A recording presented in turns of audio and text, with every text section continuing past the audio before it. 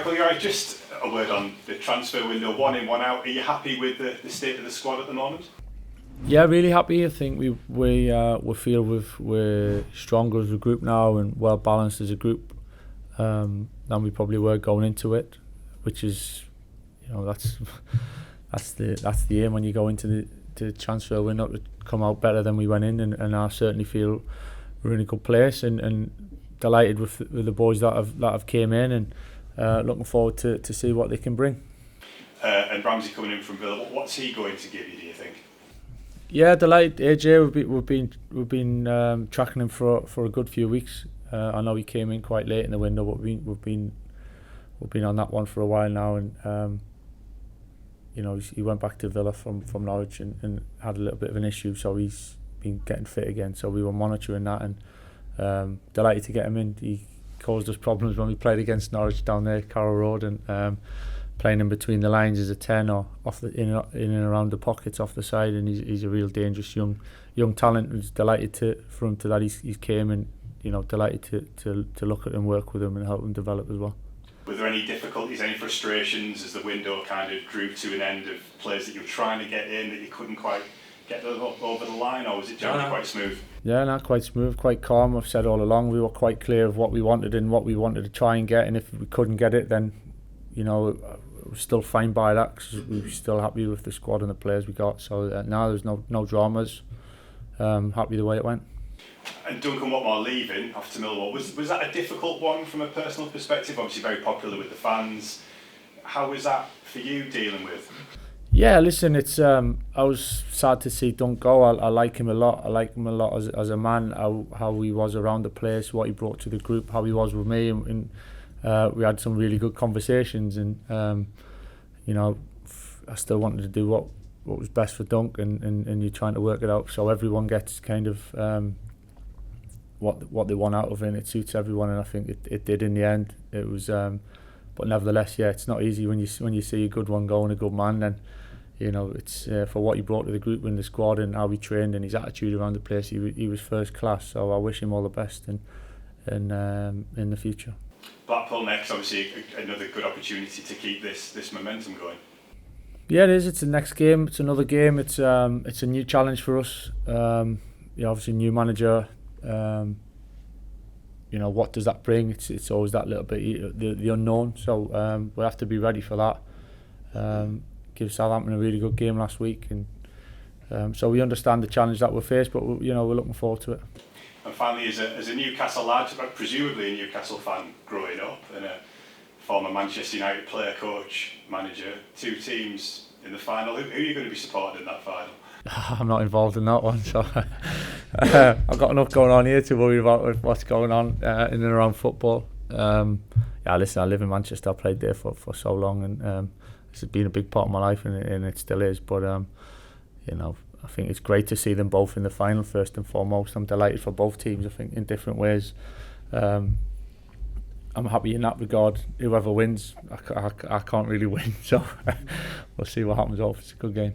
Not the fairest of questions, but thank you anyway. Cheers. That was a good answer. Looking at the weekend game, I'm sure that you and the squad will be in exactly the right place for it. It's one where the fans might look at it and think, well, last week you beat a team that was third top to go third top. This week you're playing a team that's second bottom. Oh, it's going to be easy, but the Championship just isn't like that, is it? Football's never like that. Never mind what league or game it is you're playing. Watching the FA Cup games from the weekend there, so how that is, and things that shouldn't happen in football, and so never mind playing a good team in your own league with a new manager and obviously fighting for their lives to get results, as we're fighting for our lives to get results, and it's another game. It's one that we have to be ready for, be prepared for. We will be, and we're looking forward to it, but certainly a challenge that it can be dangerous in terms of any game. If you take your foot off the gas ever so slightly, you can get caught out. So we got to be right on it physically, mentally, and focus for the game. One of the things that the team's done well since you've been here is that not much has gone wrong, but when things have, you've rolled with the punches very well, and you did that again last weekend. Is that a good? Well, what does that say about your team when you can do that? Yeah, it's a good feeling to know we can draw on that if we need to. I'd rather not have to. Rather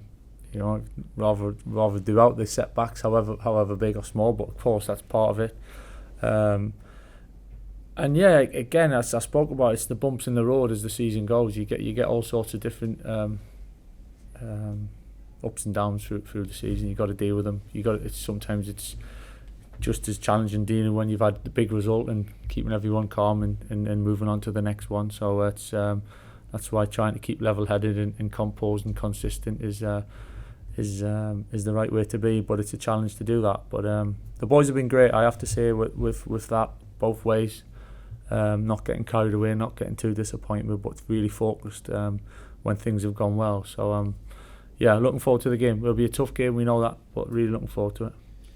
League table looks great at the moment. At what point do you really start looking at the league table and thinking of it in those terms? Not yet. Listen, there's a lot of football to be played yet. And yeah, of course, you can see it pressure in each game as the season goes. In some ways,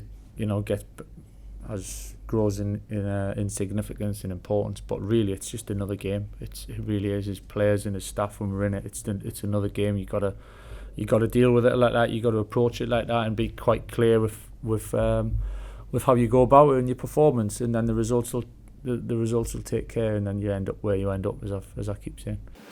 Obviously, you've got a couple of new pieces you could, if you choose, start to involve this weekend. Just looking at sort of Dan in particular, what can he bring for you? Yeah, I've been watching Dan for a while. We were trying to get him in quite early in the window, and took a little bit longer, but that's understandable. It's the time of year, and it's not easy. But delighted to have him. Really, really good footballer. Takes the ball really well, plays forward really well, composed.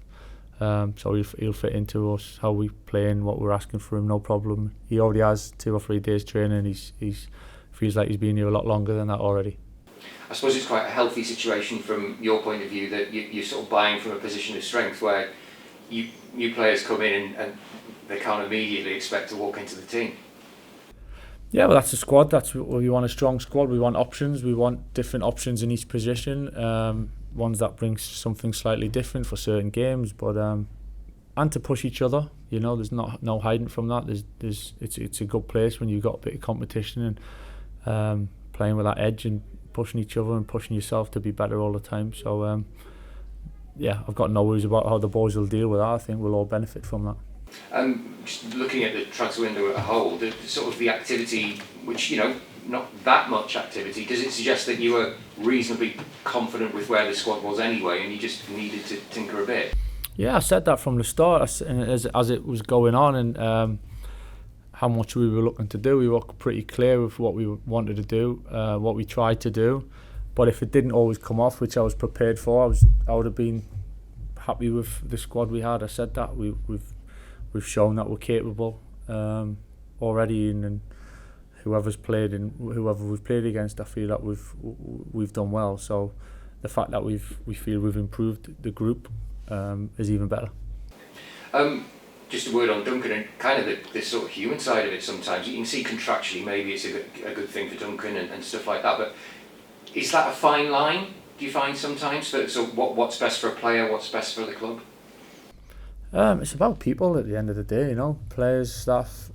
It's about people. It's about looking after each other and having respect for each other, and so that's something I'm really conscious of. And yes, of course, not every player can stay here and play and be the big part of it. At some point, players have got to leave, but hopefully I try and do things in the right way, and we've definitely, not left on bad terms at all with Dunk. As I've just said, he's been terrific for me since I've been here, and we all understood the situation that it was, and in the end it's worked out good for everyone, which I'm really pleased about. Thank you. Michael, it was obviously in your short managerial career your first experience of a transfer window for you personally. How did you find it? What was that experience like? It was alright. It wasn't really a big drama, to be honest with you. It was, as I said, we had a plan. We kind of stuck to it. It was quite calm last few days. It was, Yeah, it was fine. I'm really happy with how we all went about it as a club, as a group of coaches, as staff. Obviously working with Kieran and his staff, and delighted the way we've in the position that we've ended up. Yeah, and you mentioned bringing in Aaron there towards on the last day of the window. I mean, he suffered an injury, didn't he, at the end of his time at Norwich? How is he physically in terms of, is he far off being ready?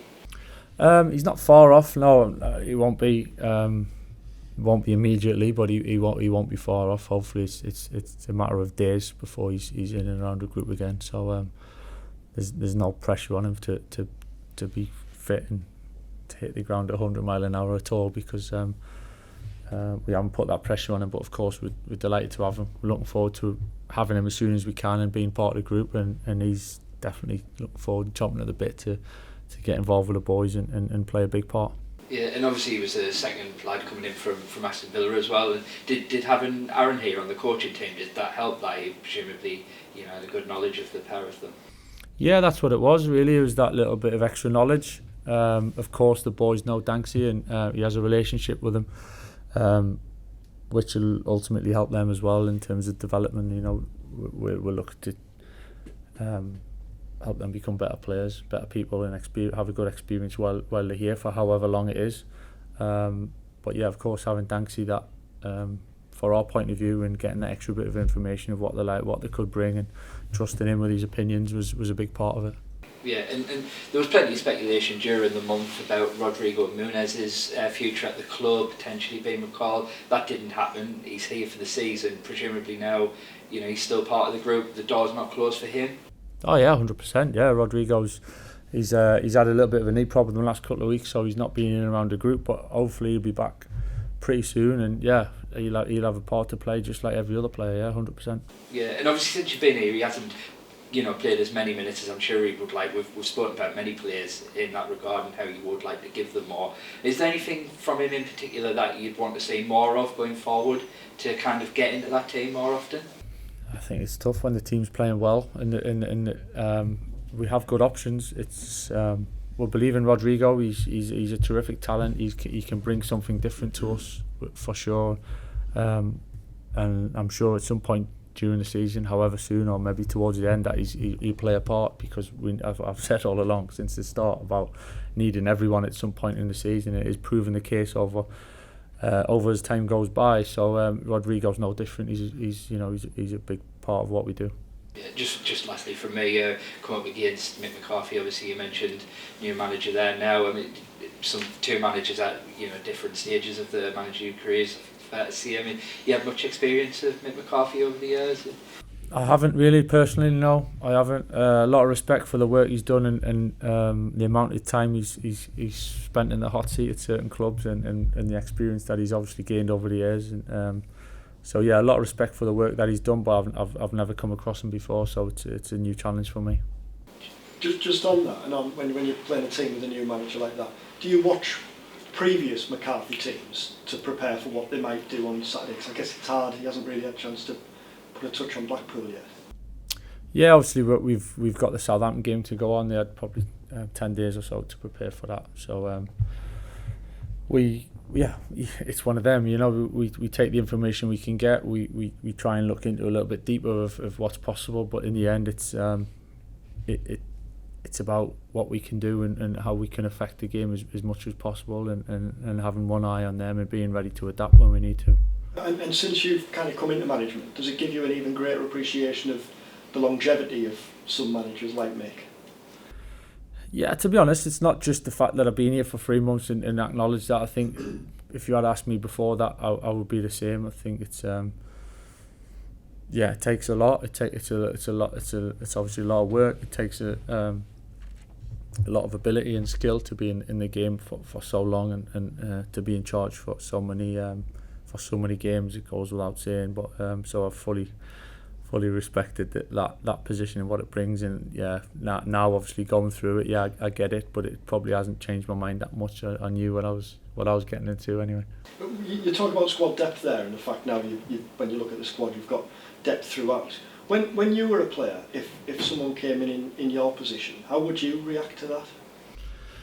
Great. It means that the team's trying to move forward. We're trying to bring we're trying to move in a direction to be better and push each other, and as coaches and me being part of the coaching team, we're pushing each other all the time to be better, and looking at things to improve. So as players, exactly the same, and I think as players you appreciate that, and it almost gives you you know, an extra boost and an extra bit of edge in terms of when you see that good players coming in, and the group's getting stronger and stronger. It gives you a lot of confidence, whether it's in your position or not. I think it's only beneficial to the whole team anyway. And you talked there about Craig mentioned about, you know, how you said you need the full squad as the season goes on. Obviously it's been hard to do that because you've been winning games to keep a settled team. Has that been the most difficult part of the job so far, having to have those conversations with the lads who can't get in, or explaining it? Yeah, of course, as I said, I'd love because the boys have all been so good, literally so good around the place, around the changing room, around the training ground, in training. The boys that have been on the bench behind us, how much encouragement they're giving to the lads on the pitch, even the ones that you're saying about competition for play in the positions, even the ones that are in their position, the spirits. I've spoke about it a lot, but it's just genuine. It's because it's so good amongst them. And yeah, of course, I'm really keen to involve everyone, keep everyone involved, and funny. It's a funny game, football. You know, things you can feel like you're maybe far away from playing, and then all of a sudden within a week or so you can be in for the rest of the season. So that's always the challenge for players that maybe aren't in the starting team for a week or two. It's to keep yourself ready, and the longer it goes, don't get me wrong, it's not easy, and mentally to keep yourself at that stage where at any given moment you can step in, but the boys are all ready. I can see that. I've had no problem at all, whoever plays. In Cameron and Aaron, the two highly rated young players, what does it say about what you're building here, that they've wanted to come here and that Aston Villa have wanted them to come here as well? I'm not sure what it says really. I think we're just delighted to have them. We're really pleased to have that. I understand the stage in the careers that they're at, and what they're looking to get from coming here, and a decision that it is for them. And yeah, we try to go about things in a certain way, what we believe in, and thankfully they've seen it and liked it, and come in, and both of them have fit in really well, and they'll have a great mix of what we got. So it's it's a positive thing all around for us, but we want to make them better players for when they make the next step in their career, wherever that may be. And finally, Matthew went up to Hibs. What do you hope he gains from that? I hope he has a good experience. Matty's he wants to, and he needs to play games. He needs to have that experience of minutes on the pitch. He went away with USA last week and done well and played in 2 of the games. And yeah, I'm just looking forward to seeing him play again. Another one, we couldn't given him as many opportunities we would have liked for him, but nevertheless it's a great opportunity for him to go up to Scotland and play and enjoy it, and learn a lot about the game. Have you seen enough from him to suggest he can come back and play a part, be it next season or the season after? Yeah, he's a part of the squad. He has been, you know. He's trained every day, Matty, with the group, and he's came on and he's played some minutes for us, and that's always the challenge for the players that are here, the players that are gone on loan, is that, you know, performing to earn the place to still be here, to show us that you're good enough to be part of us moving forward, and that's why I'm really looking forward to seeing Matty, and hopefully things go well for him.